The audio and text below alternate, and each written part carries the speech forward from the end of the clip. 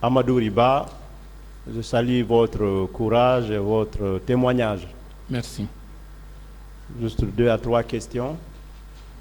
Savez-vous que la seule responsabilité morale ne peut pas envoyer quelqu'un devant ce tribunal? C'est une question de conscience, je suis d'accord avec vous. Et vous avez eu à prononcer également ici, n'est-ce pas, que le carnage que vous avez vu, ce sont des crimes contre l'humanité. Ce qui était la qualification d'origine du massacre. Et à cet effet, donc, cette responsabilité de commandement, ou politique ou autre, ne peut qu'être qu'une responsabilité pénale ici devant ce tribunal, n'est-ce pas? C'est vrai. Autre chose, vous avez une longue expérience en matière de réconciliation nationale. Je voudrais vous entendre sur ces points concernant ce procès. En quoi il pourrait s'inscrire dans cette perspective de réconciliation nationale en Guinée? Bon, de manière résumée, mon intervention dans le champ politique est due au fait que j'ai toujours cherché à ce que les droits de l'homme soient respectés pour tous dans ce pays. Et cela dès avant même 1984.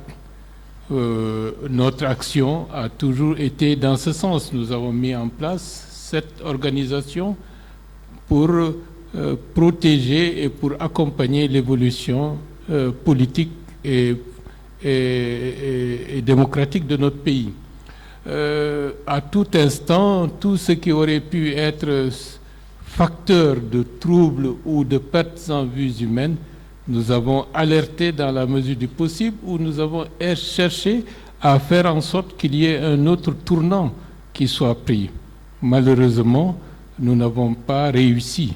Et en 2008, 2009, 2010, nous avons tout fait pour que la transition du CNDD suive une voie normale.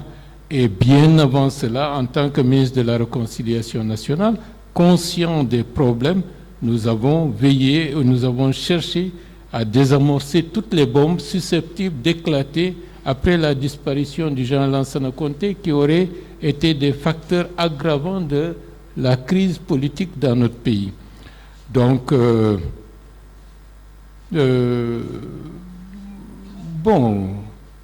voilà, et jusqu'à présent, je pense que nous sommes dans ce sillage.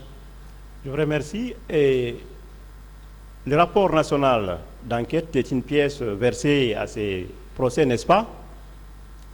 Oui, c'est possible. Est-ce qu'on peut vous reprocher de donner un avis critique de ce rapport? Pas du tout, d'autant plus que, de manière flagrante, les conclusions que j'ai apprises en écoutant les délibérations ou la lecture au niveau de ce tribunal n'étaient pas en conformité avec ce que j'ai vécu ou ce que j'ai avancé lors de l'audition au niveau de la commission d'enquête nationale. Savez-vous que vous n'êtes pas le seul à apporter ce genre de critique à ce rapport? D'accord. Pour terminer, vous êtes devant cet auguste tribunal. Vous attendiez depuis 13 ans.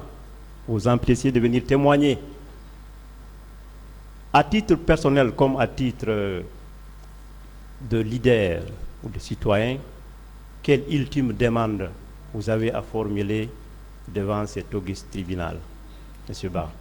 Bon, c'est une chance qu'on ait pu avoir la tenue de ce procès. Nous souhaitons que tout le processus de ce procès historique soit exemplaire et aussi, comme je l'ai toujours répété, ce n'est pas une volonté de revanche, mais c'est une volonté et un désir que par la justice pénale, que des sanctions permettent de manière pédagogique à ce que, aujourd'hui et demain, aucun responsable politique, aussi puissant soit-il, ne se permette d'aller au-delà des limites admissibles dans la violation des droits de l'homme, et de savoir que, quelle que soit la personne, il est justiciable et il doit répondre et rendre compte à tout moment. Et c'est une volonté d'éviter la répétition de cela. Hier, j'ai dit que si ce procès s'était tenu un peu plus tôt, on aurait empêché d'autres massacres, comme les massacres qui sont intervenus en Guinée forestière et principalement autour de l'Axe. Monsieur Ba, je ne peux que vous encourager à œuvrer dans ce sens pour la recherche de la vérité, pour le bien-être de ce pays. Merci. Monsieur le Président, distingué assesseur, je vous remercie. On va se limiter là aujourd'hui.